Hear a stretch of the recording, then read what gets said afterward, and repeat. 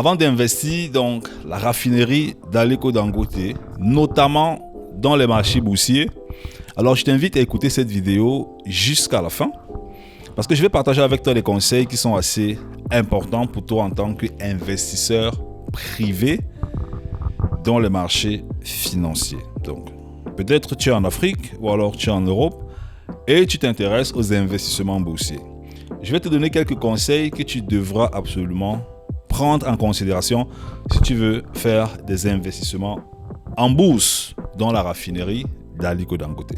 Donc, c'est la première fois que tu me découvres. Moi, je m'appelle Simplice Foguet et je suis auteur du livre Vivre, investir en Allemagne que j'ai écrit pour aider les Africains en Allemagne à bien s'intégrer sur le terrain. Ok? Donc, tu peux aller sur mon site simplicefoguet.com. Tu auras bien sûr l'accès à beaucoup de conférences gratuites, à beaucoup de documents gratuits que tu pourras bien sûr télécharger et qui vont te permettre en fait de bien te développer en Allemagne. Alors, ici là, je suis sur une plateforme et là on dit par exemple, la raffinerie de Dangote prévoit une introduction en bourse, IPO. IPO, c'est quand une entreprise en fait veut entrer dans les marchés boursiers. On parle en fait des IPO, c'est en anglais. Une introduction en bourse historique de 10% de son capital dès mai-juin 2026, donc au courant de mai-juin 2026. Cette opération qui valorise l'entreprise jusqu'à 50 milliards de dollars vise à créer une actionnariat panafricain en cotant l'action sur plusieurs places boursières. Tu sais que la bourse en fait c'est un peu comme les marchés boursiers, c'est un peu comme les marchés africains. Donc ça veut dire concrètement que si tu viens du Togo, si tu viens du Cameroun, du Sénégal, du Bénin, tu sais que dans nos pays en Afrique, il y a beaucoup de marchés. Et les marchés là en fait, c'est un peu comme des plateformes boursières, là où il y a les acheteurs et les vendeurs qui se rencontrent pour faire des opérations. Donc quand on parle en fait ici de places boursières, ça veut concrètement dire que sur plusieurs, c'est pas sur plusieurs marchés, mais là ici en fait ce sera numérique. Donc tu pourras peut-être aller sur les places boursières en Côte d'Ivoire, tu pourras bien sûr investir dessus, les places boursières au Nigeria, les places boursières ainsi de suite, donc dans plusieurs pays en Afrique, incluant la Nigerian Exchange Group, NGX et la BRVM. Ok, la BRVM, je crois que c'est déjà assez connu pour tout le monde, sinon je vais faire une vidéo là-dessus.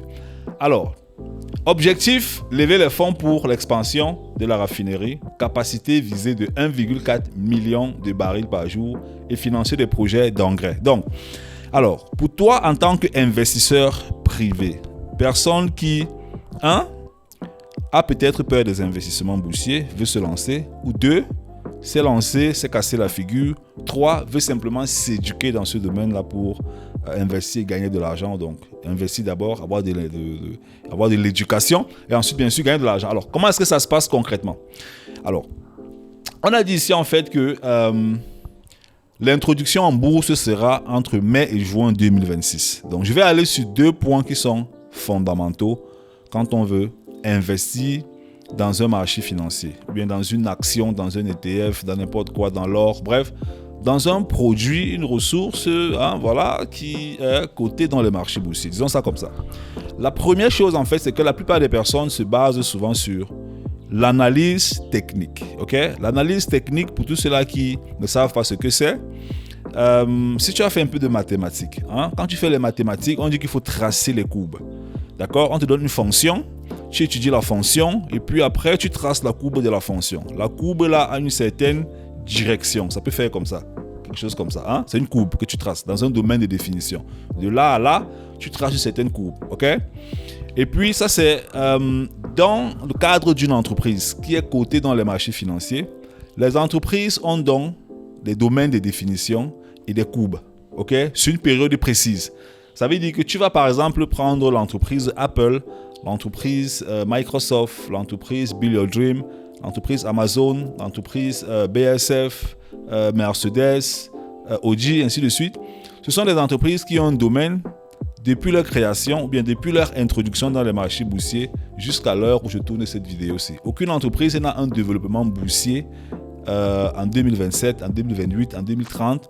Pourquoi? Parce qu'à l'heure où je tourne cette vidéo-ci, nous sommes en mai, le 8 mai 2026. Donc ça veut dire qu'on peut analyser techniquement une entreprise dans les marchés boursiers depuis qu'elle était cotée en bourse jusqu'en mai 2026. Maintenant, quand une entreprise entre dans les marchés boursiers, en principe, on ne peut pas encore voir un schéma de développement numérique de cette entreprise-là. Écoute très bien la partie ici parce que pour investir dans une entreprise, on se base sur deux principes. Le premier principe, c'est l'analyse technique. Le deuxième principe, c'est l'analyse fondamentale. Ce sont ces deux éléments d'analyse. Peut-être qu'il y en a encore d'autres avec l'intelligence artificielle, mais ça reste du numérique. Ce sont ces deux méthodes d'analyse qui permettent de pouvoir prendre une décision d'investissement. Sauf que maintenant, si tu décides en fait à l'instance, ou bien si tu souhaiterais, disons ça comme ça, aller investir dans la raffinerie d'Aliko Dangote qui va entrer dans les marchés boursiers en mai 2026, c'est possible que tu n'aies pas encore de schéma technique dans les réseaux ou alors dans les plateformes boursières. Parce que l'entreprise va entrer dans les marchés boursiers exactement entre mai et juin 2026. Ça veut dire que la courbe technique de l'entreprise sur une longue période n'existe pas encore. Sauf que les investisseurs techniques, c'est sur ça exactement qu'ils se basent pour faire une certaine analyse et prendre une décision d'investissement. Tu vas prendre peut-être l'entreprise Apple. Apple, depuis que ça a été introduit dans les marchés boursiers jusqu'à maintenant, tu vas te rendre compte que la courbe d'Apple fait quelque chose comme ça en fait. Tu as un schéma sur lequel tu peux t'appuyer pour faire une analyse. Ça, c'est extrêmement important. C'est comme ça là pour toutes les entreprises qui sont introduites en bourse depuis 10 ans, 15 ans, 20 ans. Okay? La deuxième chose en fait, c'est l'analyse fondamentale. Tu peux peut-être te baser sur l'analyse fondamentale. La raffinerie a été créée, est en circulation, je crois que ça va faire déjà 1 ou 2 ans. Un très grand projet pour toute l'Afrique dans la transformation du pétrole et la distribution.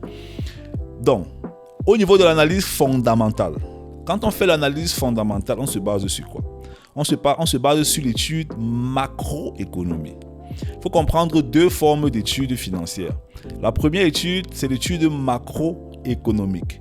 La deuxième étude, c'est l'étude microéconomique. Alors, je vais t'expliquer. La macroéconomie, c'est l'économie générale, ok? Du pays, le monde, ok? L'économie globale. Ça, c'est la macroéconomie. Et la macroéconomie a une influence sur la microéconomie. Et la microéconomie, justement, elle aussi, elle donne du poumon, on peut dire ça, pour la macroéconomie. Parce que la macroéconomie, c'est le comportement du consommateur. Toi et moi.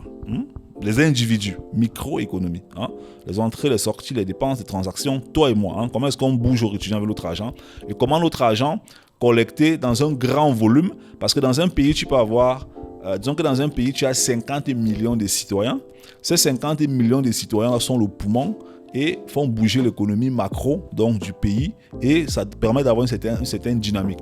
Sauf que maintenant, il y a des décisions politiques, des décisions stratégiques, des décisions internationales qui influencent aussi l'économie des pays à différentes zones géographiques et ainsi de suite. Donc, si on revient donc sur la raffinerie d'Aliko Dangote, pour faire une étude fondamentale, tu as besoin des bilans financiers de l'entreprise. Un bilan financier, c'est simplement un document qui présente les résultats d'une entreprise à une période précise. À l'intérieur, on a tout. Le retour sur investissement, le capital mobilisé. Il y a tellement de choses en fait. Il y a beaucoup de trucs en fait, ok, dans le bilan financier d'une entreprise, d'accord?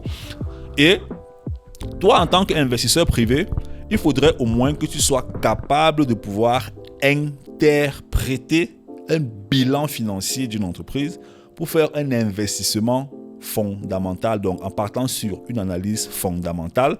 Et ça, c'est extrêmement important. Extrêmement important. Donc, il y a deux choses sur lesquelles tu peux t'appuyer pour prendre une décision d'investissement. Ok? 1. Étude technique, sauf que pour l'instant, tu n'as pas assez d'informations pour faire une étude technique. Deuxième chose, une analyse fondamentale. Je ne sais pas si tu peux lire les bilans financiers ou bien si tu as assez d'informations. Sûrement, sur certaines plateformes, quand l'entreprise va donc entrer dans les marchés boursiers, il y aura sûrement des rapports, parce que je passe souvent mon temps à lire les rapports financiers des entreprises en Afrique.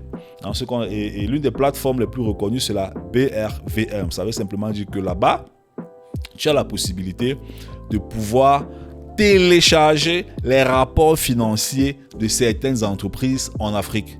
Parce que certains n'ont pas de courbes en fait. C'est pas comme tu vas aller sur une plateforme comme Scalable, Trade Republic ou alors eToro, je sais pas moi, toutes ces plateformes d'investissement en ligne en Europe là, où tu cliques sur une entreprise, tu vois tous les courbes, machin. En Afrique, au niveau de la BRVM, il y a d'autres informations qui présentent, mais ce n'est pas encore assez dynamique comme du côté de l'Europe. Mais c'est en train de se développer, c'est une très grande opportunité qui est d'ailleurs conseiller. Ok?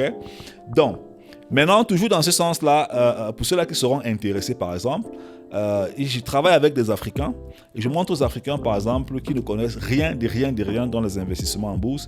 Je leur montre en fait comment, je leur donne de l'éducation dans le secteur boursier, hein, et je leur montre comment faire des investissements qui seront rentables et prospères. Pas en un jour, s'il te plaît, pas en un jour, parce que c'est le cardio, c'est la persévérance, ok? Donc, et là maintenant, je suis en train de travailler sur la BAVM avec certains de nos clients. Ça veut dire qu'on est en train de voir ensemble comment aussi appliquer des investissements là-bas, parce que déjà on a investi du côté de l'Europe, du côté de l'Allemagne, et on a des techniques, des stratégies, c'est presque la même chose. Une fois que les comptes sont créés, certaines analyses sont faites sur le plan fondamental, alors on peut bien sûr appliquer des investissements. Alors, la troisième chose, hein, tu vas simplement sur mon site simplicefogui.com, tu arrives sur le site simplicefogui.com, il y a beaucoup d'informations là-bas. La troisième chose sur laquelle tu pourras t'appuyer pour faire une décision, pour prendre une décision, et ça c'est aussi important, c'est la vision, la pensée, l'état d'esprit de l'entrepreneur qui se cache derrière l'entreprise. Donc, Aliko Dangote, grosse raffinerie, l'une des plus grosses raffineries, d'ailleurs la plus grosse en Afrique, ok? Et le potentiel, la vision qu'il a et la dynamique sur le long terme, ok? Ça, c'est un point sur lequel tu peux te baser et sur lequel tu peux prendre une décision d'investissement dès que c'est créé en fait, ok? Donc, ce sont les éléments sur lesquels ce sont les éléments que tu dois absolument considérer si tu souhaites investir dans la raffinerie d'Aliko Dangote, notamment dans les marchés boursiers. Voilà. J'espère que cette vidéo t'a plu, que tu as pu en ressortir avec quelques éléments. Ok? L'investissement en bourse, c'est pas le loto. Je sais que pour beaucoup de personnes, c'est le loto. Non, c'est pas le loto. Il faut avoir le cardio. Hein? Avoir le cardio, ça veut dire que ça fonctionne sur du long terme parce que le carburant, qui est la persévérance, c'est présent. Parce que le carburant, qui est la discipline, c'est présent. Parce que le carburant qui est le non-abandon, hein, tu décides de pas abandonner, tu crois, hein, la patience, ainsi de suite. Ce sont des carburants qui sont essentiels pour investir dans les marchés boursiers. Un jour, dis, voilà, j'ai investi, j'ai gagné un peu d'argent et je gagne de l'argent, je suis rentable, ok? Allez, tu as des questions, tu les mets dans les commentaires. Si tu veux que je tourne d'autres vidéos dans ce sens ici sur la bourse en Afrique, bien sûr, dans les commentaires, tu proposes des sujets et tu mets en commentaire. Allez, bye bye.